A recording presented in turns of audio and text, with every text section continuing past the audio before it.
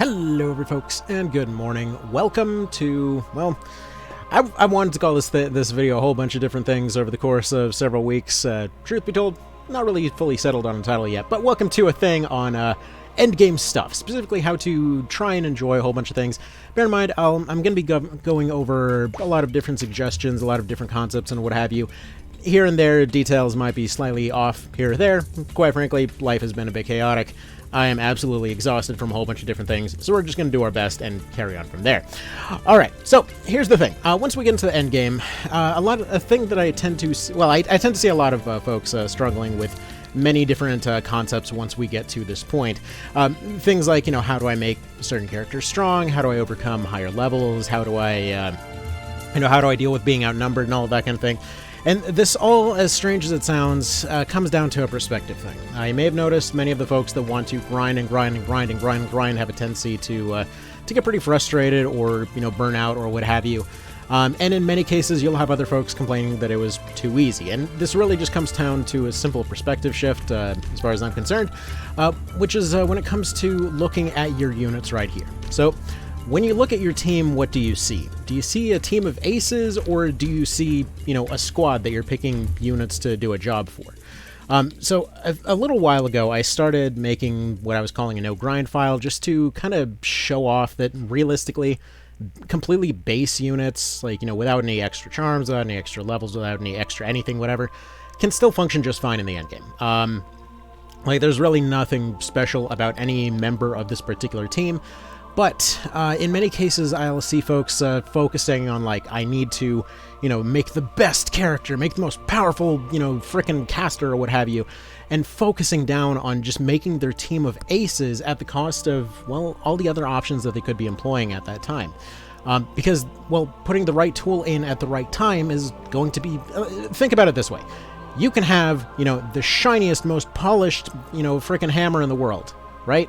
And then, realistically speaking, if you need a screwdriver, you're going to be really annoyed trying to use that thing as a screwdriver. And that's basically what we're looking at here. Usually, just applying the right kind of unit at the right time is going to matter far more than attempting to use the wrong unit at the wrong time and just simply min-maxing them until they can curb stomp the problem. It's an RPG, of course. There are numbers out here. But personally, the way that I see it, this game is in many ways a strategy game first, an immersive sim second, and an RPG third. Simply because there's so many different mechanics that affect so many different things, and, well, when it comes to the actual strategy aspects, a lot of times I'll see folks wanting to, for example, get more power out of their dragons, when simply put, they're already incredibly powerful at what they do. It's usually the same RPG thought of, I need to get power from everything. It's power, it's removing pieces, it's getting things off the board, instead of how do I mitigate the power of the other guy? How do I catch the punch before it's thrown? How do I break the arm before it threatens me, so to speak? This idea of just trying to arm wrestle the other guy instead of removing the arm before it ever does anything. So, I just wanted to go over a bunch of different units that might be potentially useful for you, potentially maybe help shift some perspectives a little bit. Just going to go over class by class in terms of what they can be providing for you, because there's a lot of different unit types. And you may have noticed, if you've been around, I've been trying to point out for a decent while now, I don't even think that Wizards not using their debuffs by standard is even an unintentional thing at this point. Obviously, 1.7 is on the way, so we'll see if that's the case, because, I've been reaching out to them exclusively about that for a while, and actually got confirmation that information was received. But either way, realistically speaking, I'm not entirely positive that it's unintentional, because there's so many units with so many debuffs that simply did not see the light of day for over a decade with the PSP version. Even when playing One Vision, I rarely see anyone running any monster units. And yet, finally, once Reborn rolls around, suddenly all these heavies have so much more of a purpose, have so much more of a use. So let's actually start with those. So, if you've never used any monster units, basically you can get the vast majority of them straight out of Rampa Wildwood, starting in Chapter 2, and these guys are typically going to come with most of their options right away, and most of the time you're not really using them for their power. So, for example, something like a Cyclops, it's going to have an AoE stun effect through its Howl ability. It has the ability, obviously that one's pretty clear. If you've ever run into the Air Temple, you know full well how well that feels to get hit by. If you fought the final boss, you know full well how well that skill works. But then something like Hobble seems like something that would be, you know, a bit iffy, but then you realize, well, wait a minute, if I'm fighting a lot of birds, if I employ Howl, that could be pretty darn handy. One of the big problems of birds is that, and I'm talking specifically about Hawkmen here, is that they have a tendency to reposition into annoying places, but if there's a bunch of chaos going on, you've removed one of their movement, that could be just the trick that you need at that given time. So bear in mind that it's never as simple as every skill being entirely worthless. Think about what might be useful in that particular situation. Anyway, so obviously they've got a few different moves. Personally, I'm a big fan of something like Sweaty Palms there that just causes something to be stopped. It allows them to stun lock things. And essentially, a combination of Sweaty Palms and Howl alone is a pretty good starter combo. Something like Pirate's Breath, less useful. Typically, you don't see too many units directly out healing you, though it does have its applications here or there on certain bosses. Healcraft is one of those, or rather, Spoil Heal is one of those unresistible things. And additionally, you've got Reeking Meatballs if you want to just go leaden something. I think that was Reeking Meatballs. I don't know. One of their punches leadens. Either way, the leadening one is actually pretty decent. Again, pretty useful for dealing with flyers. Something like Octopi typically have a tendency to be overlooked. They got a long-range breach through their Aqua Bubble, big AoE poison through their Poison Rain. Interesting thing, by the way. So you see, usually the thought comes up of they always need Aqua Veil and whatnot. You see all of these green tiles, you see all of those kind of grayish moss tiles in every one of these maps. There's a lot of tiles that count as water that you may not think count as water. It doesn't actually have to be clean water. They can sit on mud, they can sit on rain tiles, they can sit on small puddles. It doesn't matter. They can just turn any kind of source of water into a water attack, meaning that if you park them on one of those poison tiles, give them a hover ring or something like that to make them immune to that poison, and then just simply have them spam Aqua Bubbles. You have long-range breaches all over the map. Pretty useful as a kind of automatic breach turret, you know? If you're looking for long-range shutdown, dash plus stone circle, as I'm pretty sure everyone's just used to calling it at this point for cockatrice, solid game changer. Can easily disable up to 5 units at once. Really long range on their movement. They have the ability to fly. Their stun breath is okay. They don't get the health leech that the Griffin does.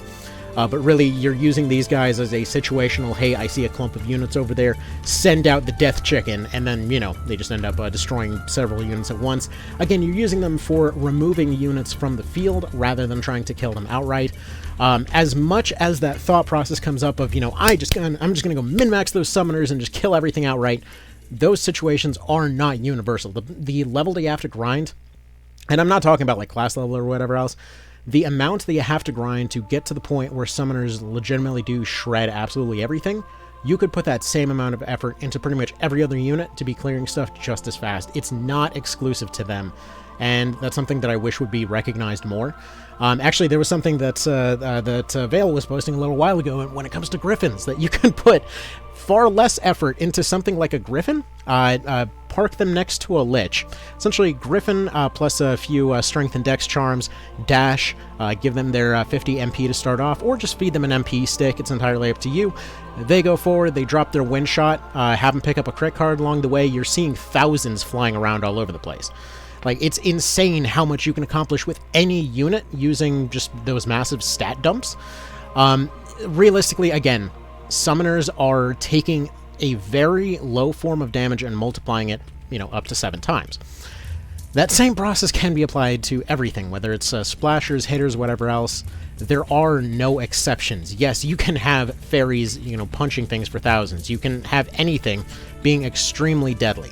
It is not exclusive to summoners, and I don't know how else to fully convey that message. The actual strategic applications of a lot of these other units are going to go well and beyond anything along the lines of just shoot thing multiple times. So, anyway, so yeah. So you could easily do the same thing with a Griffin. In terms of Griffins, if you're using them, their ability to health steal at 2 tiles away gives them the ability to use their incredible bulk to stay alive pretty darn well. They can multiply damage really well with Fizz cards, crit cards, and any boosts to their Strength and Dex. Can see that wind shot absolutely annihilating things. Honestly, it's one of the most consistently overpowered abilities through the whole series, but anyway, moving on. Actually, I would say overpowered in terms of its multiplication ability. Like, you give a few stat charm, not even stat charms, you give a few stat points. Like, let's say you find your Anywhere Jack back in March of the Black Queen. You take those stat items, you dump them onto your Griffin. You prevent upgrading them to a Cockatrice or what have you, or an Epicus. I forget which exactly it was at that point. Anyway, so you avoid upgrading them. You keep them using their regular wind ability as a Griffin, and then just keep dumping those points onto them, and you'll just have a unit that just insta-wipes other squads as soon as they show up.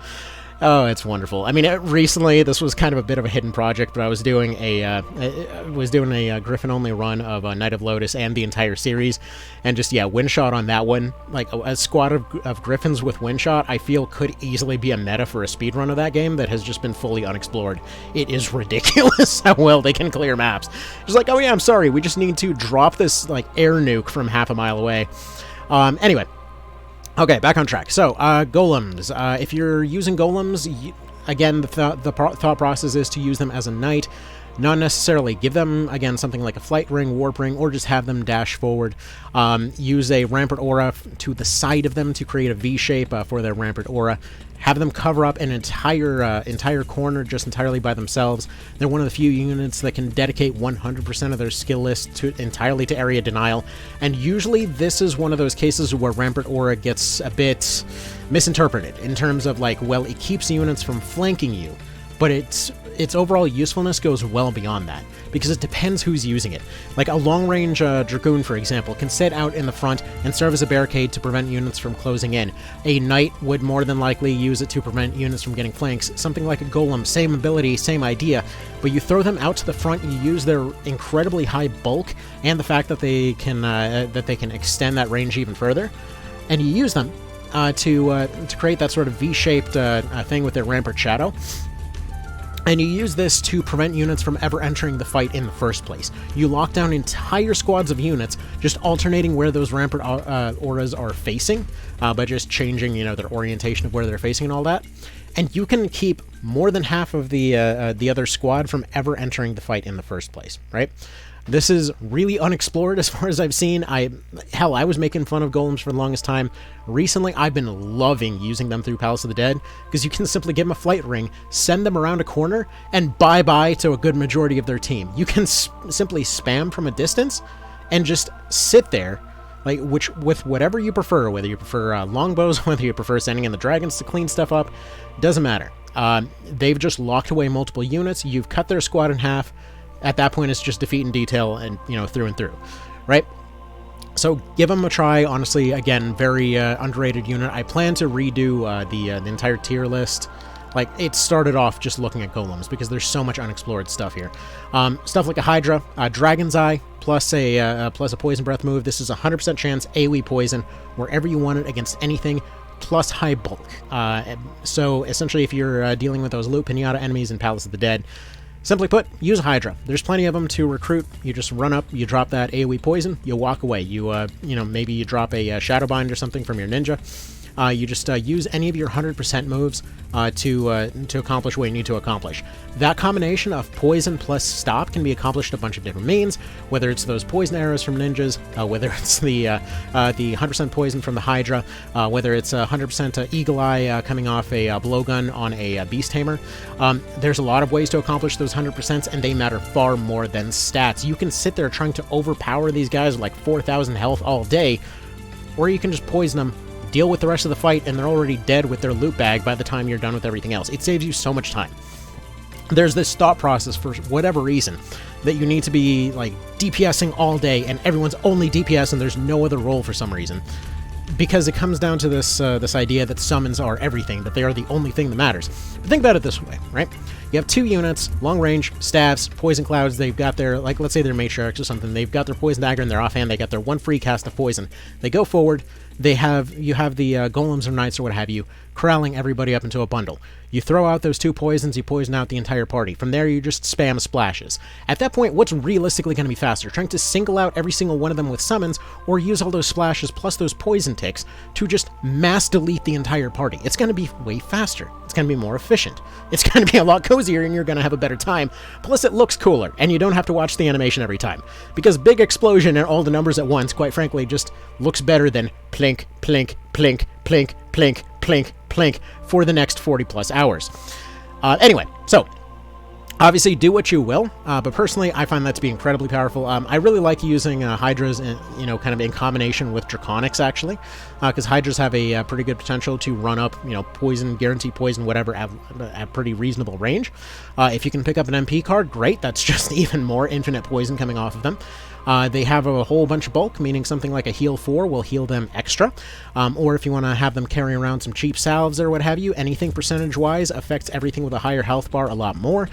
So something like a Hydra plus a Draconics user means the Draconic one can stay way the hell out of range. Again, bear in mind, Draconics as a whole have nearly double the range of something like Summons, which obviously there's a lot of multipliers going on, but this does give them better access to certain targets. It obviously depends. Everyone's going to have their preference, but personally, I found that to be a solid just enough type scenario to be able to mass delete things very, very consistently and able to essentially pressure multiple units at once, which actually, that gets us to our next concept here, which is the concept of pressure. That there's this thought that since you're going and you're essentially playing against a machine, that it does not understand pressure, but realistically, it is a pretty useful concept. In fact, especially once you're going into Coda 4, if you're struggling in Coda 4, that concept of pressure might be why.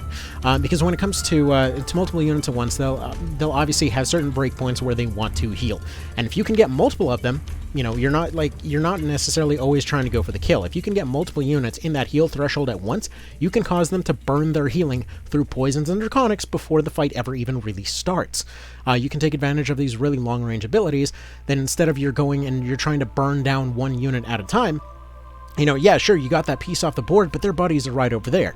If you cause multiple units to burn through all their healing before the fight even starts, that's going to be a lot more useful. They won't have that support down the line. They can't surprise you with those sudden salves they brought along. Either way, again, just something to consider. Obviously, these are all just options. Everyone's going to have their preferences, and every one of these situations will be a little bit different. So, let's talk other dragon types. Obviously, many of these are not going to be created equal, but let's go ahead and talk about Enfeeble. So, Enfeeble, pretty freaking awesome. Again, same thing as with Clerics. So if you always looked at Clerics and you thought, wow, this is only a support healer and they do nothing else, they are an amazing offense tool. Reason being, they're one of the few units that can use Resurrection. I know this will seem weird how this is relevant to the Dark Dragon, but one of the few units that can just wait a couple of turns with a skill card and get that Resurrection, meaning essentially not only an insta-turn, but you get that unit back on their feet, plus their AoE heals, even with something like a Major Heal 2, that's going to be about 400-ish to an entire area, and in Palace of the Dead potentially might be doing some damage in the meantime. So that oftentimes gets seen as, well, that the salve does like 1,000. I mean, get that out of here. You can use the salve once. You can spam your Cleric constantly. So even their tier 2s are enough to keep them functioning through POTD and stuff like that. But the thing with Clerics that oftentimes gets missed is you can train their cudgel skill by just beating something for 1 health with those cudgels all game, meaning that you can get them up to Pressure Whirl. And Pressure Whirl means that if they are ever surrounded by multiple units, they can use 1 Meditate to retreat and Pressure Whirl into an Enfeeble, into a Summon spam, or into a Draconic spam, or into a whatever magic spam you like. But that Mass Enfeeble essentially opens up an entire area for attacks, allows them to offensively react to a scenario that they well might run into, that they can actually... Clerics are one of the best kind of overwhelm counters that there is. They're not the only ones that can use cudgel counters, but it's something that's going to be very noticeable when you're in those scenarios. Like, a Cleric is going to be really good at resurrecting, obviously, but at the same time, they're going to be one of the better cases where that unit doesn't have anything better to do offensively. So if they don't have, for example, a resurrection that might be able to help them more, they might be able to go for that sudden Mass Enfeeble. The reason that I'm mentioning this is that dragons can do the same thing, and it allows them to use that same setup in a more offensive, while in the front line kind of role, using that bulk, their dragon scale, whatever else to set up in the meantime. I'm really surprised that dragons actually don't get used more offensively when combined with summoners for this reason. Simply because, like, it's kind of ridiculous. Like, there's this over fascination with summoners and things, and yet for some reason Enfeeble rarely gets applied, and it's the main thing that multiplies it. Like, you would need potentially hundreds more stats to get the same return as a single Enfeeble, and that should be starting to become a very regular thing here. Because when it comes to dragons and everything else, realistically, these debuffs are king. It doesn't matter like how far your stats end up going. Realistically, you'll eventually, start seeing diminishing returns pretty darn quick. But those, those returns you get off your debuffs are insane. If you're in POTD, you're running into, floor 70 and beyond, and you're in those cases where you're feeling like everything is hitting you like, a monster truck on steroids, get yourself a Flame Dragon, my dude. Take one of these. Go ahead and combine your Dragon's Eye and your Flame Breath. Drop this on something. And just watch as their damage becomes nothing. Suddenly, just physically, they cannot hurt you. Or, for example, another oftentimes missed combination is going to be the long-range Terror Knight. Oftentimes, I've been asked, like, well, you keep mentioning to use this Claymore setup earlier on. Why are you using a Cudgel later on? Because this allows for really good positioning. Because a Terror Knight with a Cudgel, you set them up in a place where they're annoyingly surrounded by other units, right? And then you go ahead and, let's say, set up like my favorite version of this right now. Something like this. Where you have them, they have one personal element they can hit against, their weapon can hit against a different element. This is more theoretical just because I wanted her to have a shield, but you give them that parry option, and then you give them the Rampart Aura, Concentration, Lament of the Dead, and Cudgels, right? Honestly, the Cudgels are... I don't even know why I have this on her. I realistically should probably go and put just about anything else, maybe a Constitution instead. But what do we have over here? We have a unit that's underleveled, meaning that, more than likely, they're probably going to get targeted. But at the same time, they're staying within range of their resurrection, which means that they can sit there, get knocked unconscious, they can keep stuff locked in place with Rampart Aura, and then use Lament of the Dead to repeatedly inflict Frighten on every one of those units. They can just keep dropping Fear on all of them, right? They have Concentration on them that allows them to use their active turn to use a cheap move like Paralytic Wave, which they will have MP for from their resurrection. Constitution allows them to survive a little bit longer, but then they use, again, their guaranteed 30% from Concentration, a Paralytic Wave. They've got units that are hit by Fear, they're paralyzed, they're stuck, they're not moving, and this unit that otherwise would be, hey, they're doing no damage, that's unimpressive, suddenly becomes this absolute force of suppression. Being able to use Drain Mind to go make sure that something's not attacking when it might legitimately be a threat. And then simply put, since they're going and they're getting resurrected, it's as simple as going and repositioning to a place where they can keep reapplying the same thing. Something like Lord, which gets seen as this offensive powerhouse, again, conserve MP, resurrection, or paradigm shift, or what have you, free turns, free resurrection, long range engulf, go apply any kind of, range boost in the main hand, phalanx just to be, annoying, meditate to have a secondary MP bar for all intents and purposes. Like, you can get really creative with these weird combinations. Again, these guys honestly have about bottom of the barrel stats as you can get, and this has been one of the easiest POTD runs I've ever done in any version of this game, because it's this wide combination of different tools that can be combined in all kinds of fun ways that ends up mattering. So let's go back to that class list real quick just to go over a few other things. Again, just to hopefully trigger some ideas. I mean, obviously, when it comes to something like the Cloud Dragon, something like Misstep, it's not going to be amazingly useful, though if you are running Poison Arrows, it might be handy for, hitting something like one of your Loot Pinatas. Either way, personally, I think Fire Dragons are the main one that newer folks need to consider. That Weaken effect will buy you so much time. Flood Dragons are going to matter a ton in terms of setting up archers. So any ranged units, if you still are not aware of this, ranged units are very, very, very subject to any kind of damage, not damage, but armor break type situations, as I like to call them. So this means if you are hitting on an element that you're strong against, if there's a breach, if there's a fear, anything like that, or especially in a verse, like the absolute ideal scenario, if you've seen that case where a basic out-of-the-shop archer, trained as a warrior, was hitting for about 30,000 worth of damage, it was a case of applying all these different multipliers, that you've got your fear for, again, reducing stats across the board. It's a good kind of middle-of-the-road thing that applies to everything. But Breach is going to be a 50% multiplier in the early phases of, the whole damage calculation, as it were. And in its case, it's going to be something that that'll cause those ranged units to hit dramatically harder. Their big spike comes as soon as they get past defenses, and if they're at that point where they can hit that big multiplier, they're essentially they can go from ones to thousands very quickly. That's some pretty okay tea. Just kind of going for tea today because the coffee was giving me a headache earlier.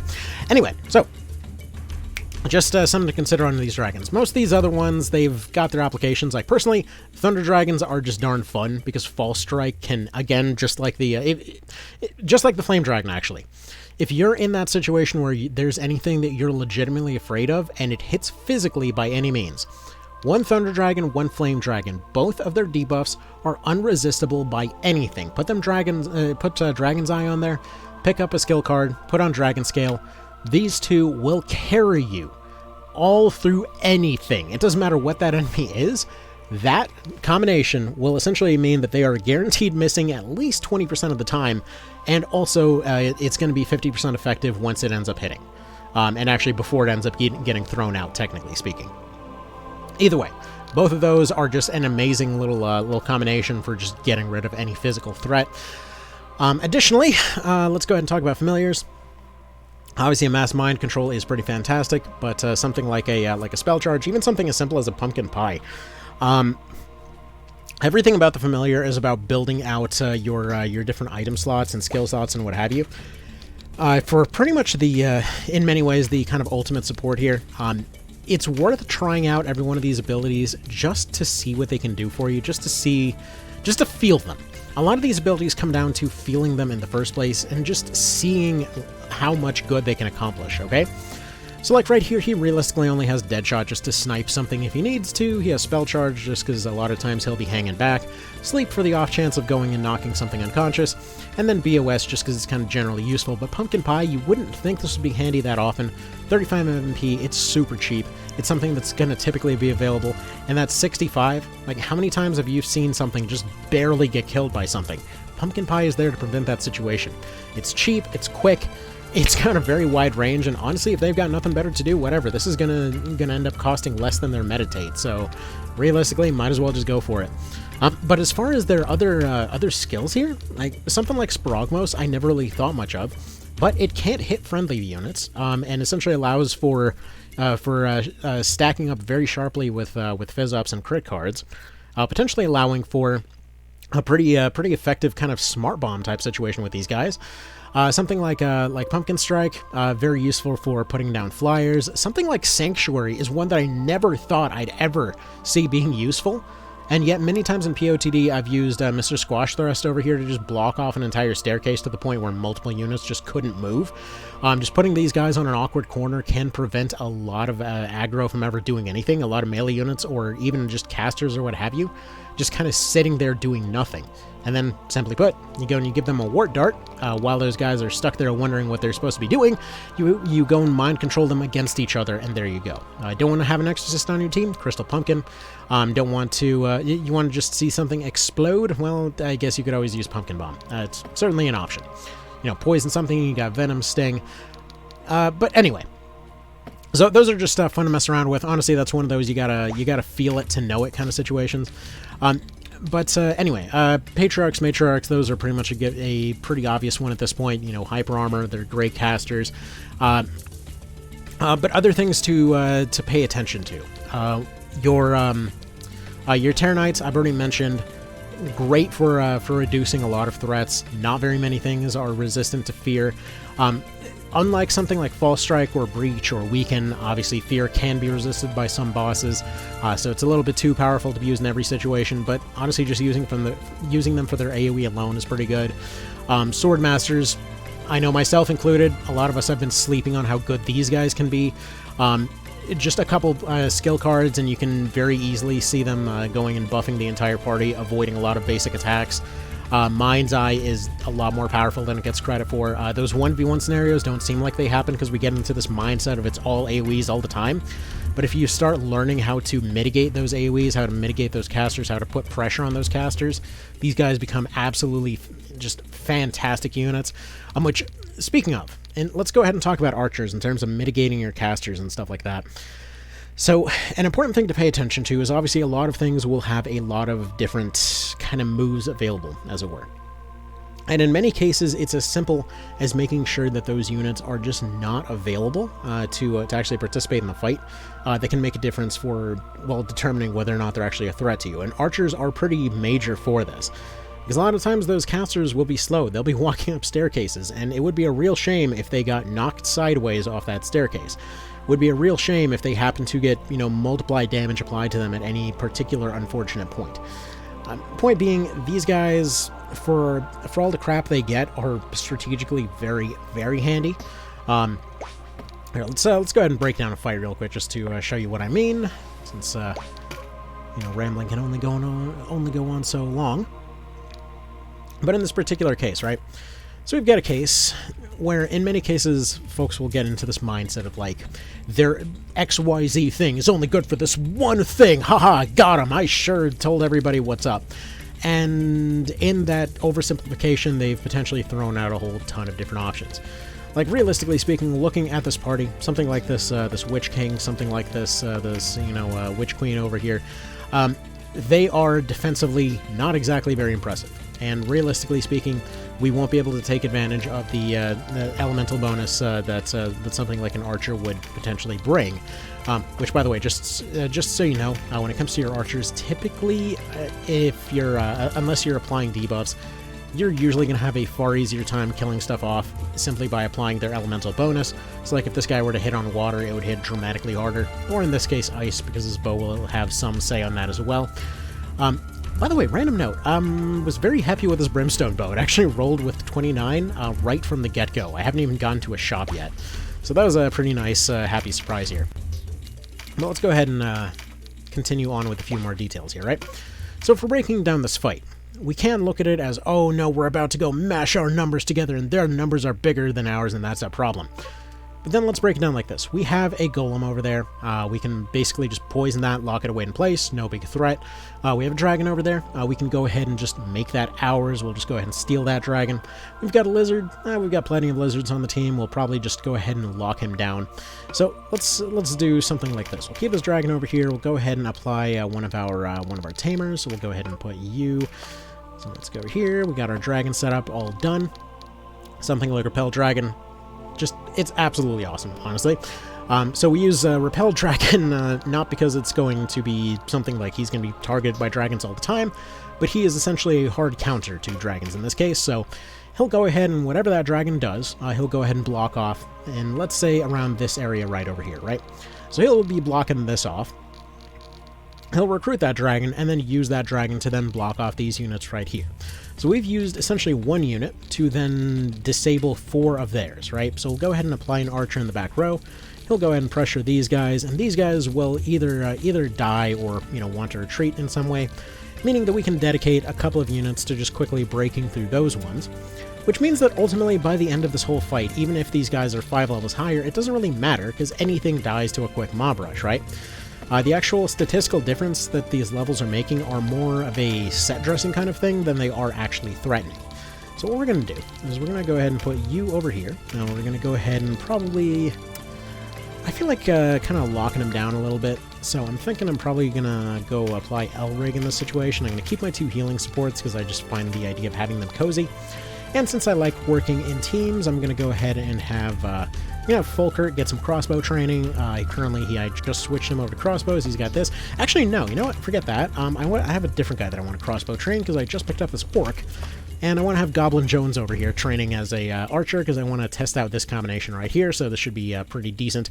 So we'll just go ahead and let these guys handle the firing. We'll let we'll let this guy just kind of suppress any incoming damage, probably deal with those crimsons down at the bottom. These 2 are going to be firing the whole time. These 2 are just going to be breaking through the right side. These 2 are going to be supporting. And again, simple solution. Personally, I recommend just kind of going into every fight, not with only your aces, only your high-level units. You realistically don't need your big, strong units to get through any particular situation, because there's enough kind of fixed chance things that can happen that you, well, like I just said, you don't realistically actually need them to accomplish as much as you might be feeling. We oftentimes will get stuck in that mindset of constantly attempting to just get more and more power out of an individual unit. It's an RPG, get their numbers up, get their stats up, all of that kind of thing. And sure, you can get charms over time, you can stat dump certain units for fun, but in a strategic sense, you might be having a lot more fun by simply, well, using units in their base form. When I was going and setting up this grind file here, it wasn't for the purpose of any kind of stupid flex or whatever else. The whole idea was simply to see what kind of effect we could get out of this. Like, okay, I'll go ahead and, actually we'll probably put you here, because again, he's here to train, so whatever the hell shots he gets, he gets. So we'll probably apply one shot long range right here, get a little bit of training in, so that he can get his numbers up. Why does he train so slow? Usually, when you're at a lower level, usually you end up getting an instant level right away. Apparently, they train a little bit slower. That's kind of good to know. Anyway, just going to go ahead and roll for the chance to stun on that dragon. Perfect. We'll go ahead and run over here, pick up this skill card, because I want him to trigger his evade dragon as often as he can. We'll probably go ahead and paradigm shift him back into place in just a moment. A lot of these utility spells tend to get really overlooked, so like your paradigm shifts, your teleportations and stuff like that. There's quite a lot of useful abilities out there. But anyway, so we're just going to go ahead and quickly bully down some of their casters before really having to worry much about them. This is, by the way, in a neutral sense. If he had a proper application of his elemental bonus and stuff like that, he probably could be reaching up to the 300s there. But either way, for the time being, he'll do just fine. But what we're trying to do is not like face tank them and fight them all directly and all that kind of thing. Realistically, we're trying to make sure that we are always taking favorable fights. Like, yeah, sure, this guy over here, he's not necessarily going to be hitting particularly hard, and I don't particularly care. That's not his purpose here. We'll continue setting up in this direction. I want to see about getting some units knocked out of the way, so if this can land a crit, that would knock them backwards into some poison, which would be a little bit of extra damage, but for the time being, it didn't happen. That's perfectly fine. Anyway, so next we'll see if we can maybe get a little bit of friendly fire going. Didn't happen in this case. Oh well. I'll just move you over here to pick up the skill card. Have her triggering more of her abilities more often. He's over here with his engulf. He doesn't have his skill up, but that's fine. We brought backups. We'll just attempt to roll the poison. Worth a shot. So as far as poison goes, obviously it depends on the units in question. In this particular case, he's set up to basically not even bother using poison most of the time. So, just so you're aware, poison is not always going to be, or rather, debuffs aren't always going to be landing. This is fine. This is normal. You realistically don't always need them to land. There's enough ways to guarantee at least some chance to land. Oi.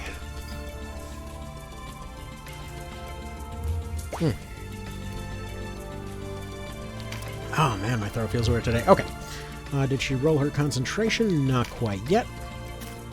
But this is fine. She's here basically just to hold this guy in place. Let's go ahead and apply that hammer, and she's going to continue waiting. So, there we go. He's going to go ahead and go for the Berserk, hit his friend in the back, because he's trying to take that elemental advantage as he does. And we'll continue bullying this Necro over here. We now get another additional 23 damage off that, well, the Averse. So we'll go ahead and take that. We'll go ahead and fire another shot. His next shot is going to be a guaranteed crit. Next, we'll go ahead and see about using this Archer. So, for the sake of difference, earlier he did 1, now he does 45. Again, this is without any skill or what have you. You get the general idea, I hope. Any kind of stat differences that happen will matter a whole lot more when it comes to them. Either way, this guy will continue throwing rocks, just kind of attempting to throw units backwards. That probably wasn't the best guy to target. But, well, so that dragon's moved into a better position for us. We've got our Dullbind at this point. Currently, that guy is feared, so we'll go ahead and attempt to bully him real quick. Then we're going to just carve him down a little bit. He's probably a hoplite or something, based on how little he's taking. Yep, he's a hoplite. Something else to bear in mind is that in a lot of cases, a lot of those numbers are simply, well, getting eaten.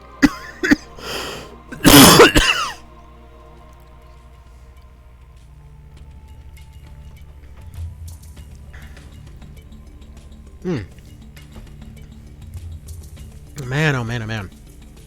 Oh, allergies have done some serious numbers on my everything. So, anyway, let's evaluate enemy units real quick, just to have this out of the way here. A lot of enemy armors will be absorbing things a lot more than they may initially seem. So you've like if we take a look at this guy, it's interesting how they have these guys set up, because we have a place where this guy has a decent amount of sword skill, but his finishers have been intentionally turned off. He is here to block, he is here to pincer. These guys are a lot more basic than they seem. They will not be using finishers. In this case, they will be using higher armor to scale things down. So Dragon Scale, great shield for scaling things down. You know, decent mix of vitality and downscaling bonuses. Worm skill stuff in general seems to be great at that kind of thing. But his whole point is to absorb. Okay, that is, like, plain and simple. That's all that he's intending to be doing here. Anyway. So just bear that in mind, that when it comes to the actual designs of these guys, there's going to be those situations where it seems like they're going and they're, you know, absorbing more damage than they should, and it's probably because their armor is the thing doing the job in that situation. Alright. Man, sorry, my throat is getting all kinds of funky, like I said. Hopefully there won't be too much editing. Anyway, so he's triggered his Repel Dragon at this point, he's empowered the other dragon. And so we're just going to go ahead and start dealing with some of these guys. So he's going to go forward. Right now this dragon has not been poisoned or anything else. We'll deal with that over time. But we're just going to go ahead and see about shunning these units off. This one currently has not been targeted. So we'll go ahead and see about making sure that their damage goes away. Didn't roll to sleep in that case. But this is why I like to run frontliners with stuff like short bows. Just because having moves to disable some of those long-range casters and stuff like that can be pretty major for mitigating stuff coming your way. Any darn ways, he went ahead and healed their Necro. They're going to go ahead and do their thing. And we'll go ahead and take our guaranteed crit here in just a moment. But, as you see, this is usually that situation of, well, those casters do so much, how can I survive this? When we're basically surviving it through damage mitigation so far. So what we're going to do is we're going to continue pushing these guys backwards. Right now we have them boiled down to one tile. So he's going to keep attacking his own guys, just attempting to have any ways to hit us in the first place. Right over here we have 2 units that are going to try and use some of their bigger spam moves on us. We're going to go ahead and take our guaranteed weakens on them to make sure that those do nothing. We're going to go ahead and take our guaranteed crit over in this situation. We're going to also combine that with this MP card over here to make sure that you can do this more often. Combine that in with the averse. Well, actually, he lost the averse, but we'll go ahead and fire on this guy, take our guaranteed averse. And we'll probably attempt to paradigm shift him in just a moment, just to make sure that we can make that averse stick. Anyway, so we'll see about taking some shots on these guys. As you can see, the difference between these two. This guy's going to be running Berserker. He doesn't have that shield, and just the difference between that shield alone is, you know, pretty major. Just to show that right there, when it comes to those dragon moves, as to why Beast Tamers are so good at dealing with dragons, well, their moves just plain don't affect them. It doesn't. I forget if I mentioned this yet or not, but even when it comes to their casts, like when you have wizards casting things, even their basic casting abilities are actually going to completely miss a Beast Tamer. So there we go. We'll go ahead and drop our tame or our stun over there. Hopefully, once again, attempting to go for that damage mitigation, and we'll go ahead and paradigm shift our wrong archer. Oh well, whatever. He'll take another shot. We'll go over here, pick up this skill again. Oh no, they're so common, they're so useless. Blah blah blah blah blah. You get the idea. A lot of that stuff is a little bit frustrating to hear because these a lot of these abilities are freaking great. But I'll go ahead and park him over here. He's not in a reasonable position to be threatened by too much. And we'll see, we can drop a 244 on that guy. That's probably worth doing if we can get into position. And again, this is a basic rookie archer. I picked him up a little bit ago, and, you know, oh no, big levels, he can't possibly compete kind of a situation. So right now, our main thing that we're worrying about is actually getting him into position to drop those bigger numbers. If you're applying your bonuses, you're applying your, you know, your strengths where you have them, you have enough strength in an even basic party to be able to overcome anything that you run across. Realistically, again, this isn't a get good kind of situation. This is just a pay attention to what actually has those big spikes on it. You can min-max anything. That's one of the big lessons here. You can min-max absolutely anything to be insane, but applying your bonuses at the right time is going to be a major deal. In this case, if he had a crit, I would be applying that. I'm thinking I probably just want to drop a Sanctus here, maybe. See about Sanctusing you. Probably just stop you in place, hopefully. So something like a offhand crossbow doesn't seem like much, but the chance to apply a silence on something, very useful if you want to roll a chance to disable a caster. The ability to go and completely shut off a unit like right over there, where you're going and turning off a guy that would have been a bit of a threat, and you're stopping them on a poison tile, so you're still doing damage in the meantime. Like, just kind of thinking about a lot of these things as they are over there. Now, unfortunately, those background casters have gotten to be a bit of a problem again, so we'll go ahead and deal with their whiny selves in just a moment, and we'll continue getting this guy out of here, because I want to, again, attempt to control that situation a bit more. Now, these guys are being a bit of a pain in the neck, so we'll just go ahead and throw some rocks on them. Unfortunately, that false flight, yeah, that false flight just made a difference. So there's that. So next up, we got our repel back. We can go ahead and position him in front of the dragon again, and we'll go ahead and put him right here. We'll go ahead and see about dropping a stun on the other caster as well, seeing if we can maybe get them out of position. There we go, drop another stun. Hopefully they'll end up stumbling. Didn't end up happening in that case. We end up losing, looks like, yeah, we end up just losing the cleric in this case, which is fine. We have a way to bring them back on their feet. But we're now in a position where we can go ahead and delete that necromancer, so we'll go ahead and fire back here. And that's that one gone. At least it should be. Oh, right, they weren't landing on a poison tile. They just barely survived. That's fine. We'll finish them off with the dragon in just a moment, and we'll go ahead and use Engulf. Does he get to meditate or conserve MP? Doesn't matter, he gets both. So he'll go ahead and resurrect you. So that one's back up on her feet. We'll move over this position. We guarantee our all of our skills going forward. 3 skill cards will be enough to guarantee any skill whatsoever. So next up, we will be going for a major heal here. I didn't see if she ended up rolling her mercy, or her blessing rather. Didn't roll the blessing, but that's fine. That's going to be enough to survive one attack, and that's what we need. They are here for triage. They're not here for full healing. That's the other one of those kind of like little mind goblin things to pay attention to.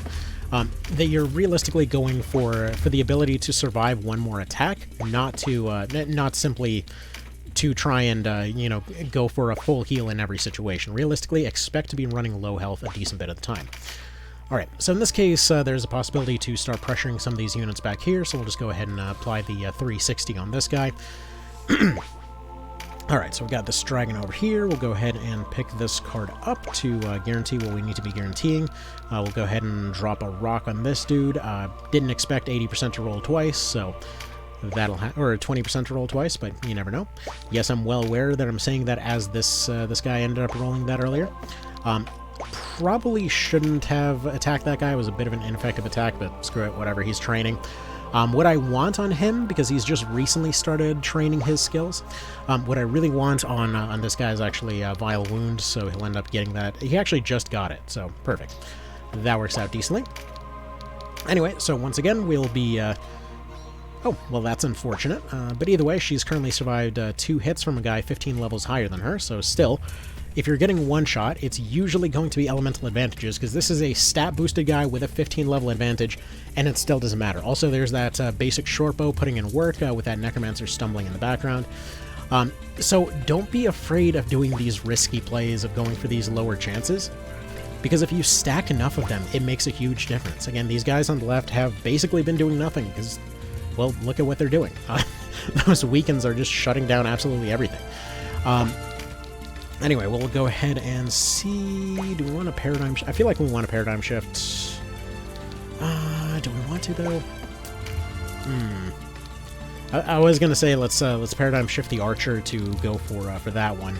But we currently have another one of our archers coming up soon. We don't necessarily need to. I'm thinking probably we'll just go ahead and BOS probably you, or maybe even you. I think we'll just BOS in this case.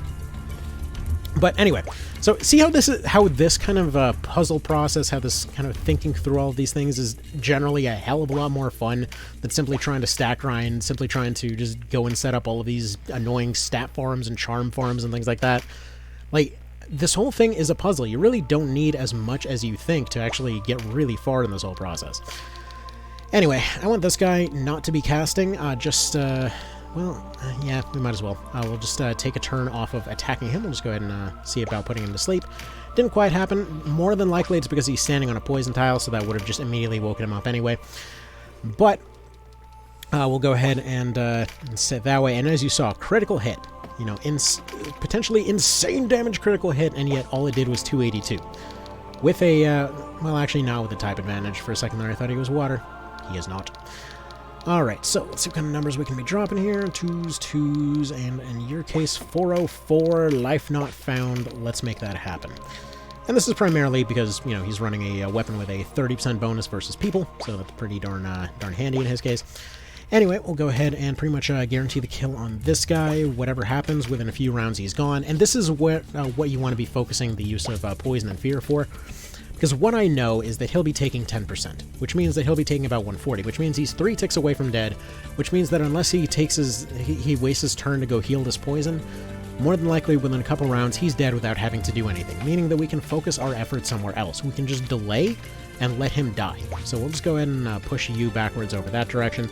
We'll go ahead and take over this spot right here. And then from here, we'll probably start pushing over this way. Now, he's probably pretty close to getting some of his other stuff going, 204 in this case. You know what, just go ahead and do it. So just even Fear and basic archers are just going to be a great tool here. So they're going to go ahead and they're just going to start healing. They're going to try to use their healing items to keep up here. She ended up getting knocked out. Doesn't even matter. Our heals are free. Our attacks are, you know, basically free. Our poisons are doing their job by themselves. Everyone's surviving just barely enough, and it's pretty darn handy there. He gets knocked out. Doesn't really particularly matter. We'll go ahead and get him back on his feet in a little bit. Once again here, just due to weakens and things. The level 40 is overpowering the 45 just due to weakness advantages and stuff like that. There we go. Get all of our autos restacking our double health bars, as it were. Go ahead and get you back up on your feet, and then yeah, just kind of sit still. Honestly, this is my favorite Lord build as far as I'm concerned. It is ridiculously fun. So they're going to lament. They're going to go over here. They're going to go ahead and collect a fizz up card. They're going to go ahead and drop 200s on this, again, doing normal damage at this point versus a guy 15 levels higher. Again, obviously there are debuffs at play, that is the point. But I want to just keep hammering that point home here of how big of a difference these debuffs and buffs and stuff are making. Like how much of a game changer all this stuff can be. Just applying the buffs and strengths of your basic units, it doesn't matter what classes you bring, use what's fun. Like, use what you find fun. Use the combinations that you think are interesting. I saw a post earlier today, and I don't mean to call this person out specifically, but mentioning something along the lines of, like, well, I found this meta thing of just using dragons to slowly kill everything with reflect damage. Like, why is the game designed like this? This is not fun. Then use a strategy that's fun. It's you can break anything to be able to accomplish something similar. That's the joy of the game. That is the whole point, and it's interesting seeing this discovery, because this is something that many have discovered over the course of years of playing the original. The ways that you got to these points were different, but the actual end goals are not really that different. This is the equivalent of high-level play back in the PSP version. This is what being good at the PSP version felt like, and many, frankly, never got there. They were just grinding and, you know, trying to get through it. Just entirely using grunt work, and yeah, you definitely would have had a worse experience in that case if you're going back and experiencing what it actually means to play the game for the first time. But just so you know, again, this is how it felt to do challenge runs and things back in the original. We're just going to go ahead and leave him here for the moment. Don't have too many good shots on him. I really want to go pick up some kind of a flight thing on him. Just to show you how much of a difference this makes, by the way, we'll go ahead and apply 600 to 54. Again, oh yeah, 1300, I'm sorry. It's okay, don't worry. That was before Breach, by the way. That probably could have gone 2000 plus with a Breach. Debuffs matter so much more than levels. You don't need your stats, you don't need your levels. They technically affect everything, but this is why I say that they're nothing. They do technically affect everything, but again, technically. You can get by so well completely ignoring them. And again, I don't know how much better to put that this is not a get good thing. This is a turn off Chariot and learn to experience this, because this feeling of like, I have nothing, this guy has everything, and yet I'm winning everything, is frickin' enthralling. So this is what I love about this game, what I loved about doing challenge runs in the original.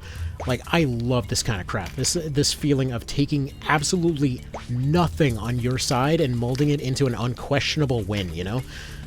I love that feeling. So if that's the kind of thing that you like to feel, go for it. If you love maybe the feeling of, I guess, financial spreadsheets, then maybe, maybe go for the more standard approach. But personally, I hate spreadsheets. I'm not a big math guy, and as my wife would attest, I'm a complete idiot when it comes to numbers, but I do understand advantages, so there's that.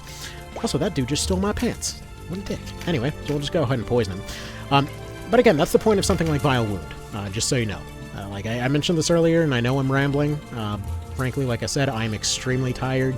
But the whole point of something like Vile Wound and whatnot is for the entire purpose of just of causing the other guy to be attacked and dead at the same time. You just disable their ability to attack you, and you're done. Like, that unit is already taken care of. The problem has sorted itself out. You'll see the results, in a little bit. It's not going to be super immediate, but you don't need it to be immediate, You have enough of what you need already. Alright, let's see. Do we fire on you? That would be a nice shot, but he is still training his crossbow, so we'll just go ahead and fire on this guy for the moment. That 10 extra damage from knockback, by the way, it doesn't seem like much, but you'd be surprised how oftentimes that leads to a kill.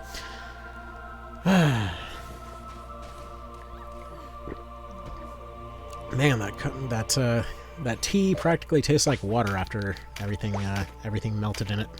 Bit of a bummer, really. But it's not the worst thing in the world. Okay, do you have an overhead shot from here? By the way, I love that. I don't know who invented this, like the overhead, like head drop shot or whatever else, but that person is my personal hero forever, because this has always been my favorite thing in these games, which is like, yeah, let me just shoot the arrow upwards and somehow to land on the top of their head. It's fine, don't question it. Let's go ahead and hack away at this guy, because why not? Move you on forward, pick up some of this stuff, do the thing with the revivey dealy, and this is why you never need your MP stick, because you just use your MP correctly and you don't have to worry about it. Okay. So, what else? He's got his dark thing, he's got his shooty thing, just train, I guess. Just pew-pew. We'll apply more bonuses to help him hit harder later. But yeah, Terror Knight plus Archer, best friends forever, they're just great at what they do. I kind of want to get that dragon kind of handled at this point, so I'm going to go ahead and use my pretty much guaranteed stuff here to phalanx his way up here. He's going to go ahead and resurrect this guy, who's then going to go get himself a pet dragon. I'll go ahead and do his empower thing on this guy. He'll go ahead and zoom down in this direction. What's our recruit odds? Only 5%? You know what? Whatever, we'll take it. See, for that 5% chance, at least it's worth a shot. You're going to go ahead and smack this guy in this direction. Pick up more Fizz cards. You can't carry 5, doesn't matter. So she's going to go over that way, attack that dragon, but it's undead. It doesn't particularly matter. We can just let them do their thing. Undead dragons basically just mean free damage for everybody. So we'll go over here. We'll go ahead and apply those weakens once again. Get those big crits going. And as you can see, they're winning strictly over time. They don't need those big impressive numbers because, ooh, I need that. I want that helmet. That dude is going to die real quick because that is the last piece I need for the Stinky set. In order to make my Stinky Valkyrie, or Stinky Zombie Valkyrie, rather. That dude stole some shorts. He gets to join our team. I want to have him on the team. Either way. So, let's see, 2 down over that way. Not a huge deal. 1 more goes down over there. Still not a huge deal, but we'll just go ahead and... you're out of range to do your fearfuls. Go ahead and resurrectify this one, who will then resurrectify the other one, who will then proceed to, I don't know, probably hit something with a hammer or whatever. But you go over here, use this resurrection on the sword, go ahead and resurrect this one. Just have fun turning this crap into a puzzle, Anyways, she's got her mage up. We go over here. Does she have her healthy steelies? Yes, she does. He's got his averse, which might potentially be affecting this healthy steely a little bit. Realistically, it doesn't particularly matter. That wasn't exactly a very impressive number. But we'll pick up this crit card. We'll go ahead and apply this slumber, see if we can maybe make somebody slumber permanently. Not in this particular case, but it is going to roll the crit, so we'll take that at least. Get our tremendous. Those guys are going to be very, very bulky up there, so realistically these shots are still going to do practically nothing. But whatever, we're going to re-up that Dark Averse for no apparent reason. She's going to parry, because of course she will. He's going to go ahead and, dodge, because why wouldn't you be able to dodge a frickin' explosion? It's fine, don't question it. This is just normal stuff that happens every day. He's gonna go do that. He's gonna go ahead and miss, because of course he will, and he'll keep rolling this 5%. He doesn't care. He's just having fun. He's just chit-chatting with his dragon, because why wouldn't you, you know? Again, these things tend to be, while you can use these debuffs to, you know, go full try-hard mode and sweep a lot of maps very quickly, personally I find it way more fun and way more relaxing to simply go about this whole process like a complete jackass. It's just more fun that way. So, there's that. Anyway, so, ended up missing. Oh well, this happens. This happens. Any darn ways, I am pretty much entirely out of time here. That is unfortunate. He took his big elemental advantage, which, by the way, 30%. That's what the elemental advantage typically is. If he's using a desert, that probably went up to 40... What is that percentage in this case? Let me see. Let me see here. Yeah, he is running a desert, so that would be a 40% advantage in his case. Oh well, whatever. Resurrect. Just res. Just res. It is more fun that way. It's more fun being immortal than overpowered, as it were. So we'll just go ahead and poisonify this guy if we could. There we go. He's done, and we'll get our helmet pretty soon. You will probably go this way. Probably would be good to apply a breach at some point, but I'm open for the knockback here. I'm testing a theory currently with back attack on him, because I kind of have a theory that there's some kind of effect between knockback and back attack. I've been told that there isn't, but I kind of have a feeling that there is. So either way, looking into that. Sorry for the cough. That's been a very regular annoyance, unfortunately. Alright. Let's see. So, by the way, interesting concept that I like to call swamp foot in this case. In a lot of cases, if a unit will be on, essentially just on a swamp tile, in that case I actually thought he was on a swamp tile, but he was on a solid tile, they can't be pushed back on swamp tiles for whatever reason, or at least have a really low chance to. So just kind of an interesting little interaction there. Anyway, let's go ahead and see about stunning this dude. Didn't stun, but we did dodge. And we'll go ahead and take our 5% anyway, because that amount that it's reducing is only taking it off the top, you know? As they say, the best way to get yourself a date is persistence. So we're just going to be persistent in this particular case. So you just keep biting this one, and this is obviously not the fastest way to go about it, but, you know, Terranites, go throw your summons and things in there, go throw your big hitty dudes in there, and you'll definitely see far fancier results, but I think this is way more fun. Anyway, so I gotta wrap it up for now. I will keep attempting to get, you know, Captain 5% over there. Gotta get my helmet. And, yeah, I will see y'all in the next one. Take care, have an amazing one, and thank you for stopping by. Thank you for listening to this endgame ramble. I hope you found something interesting. Obviously, it's going to be, you know, there's a lot of potential complications that can happen from any given party or what have you. But I'm hoping that this was some handy info, and hoping that, yeah, you had yourselves a good time. So take care. I'll see you in the next one, and, you know, stay cool and hydrated out there. Obviously, it's summer. Stuff gets all heat strokey. All right, bye.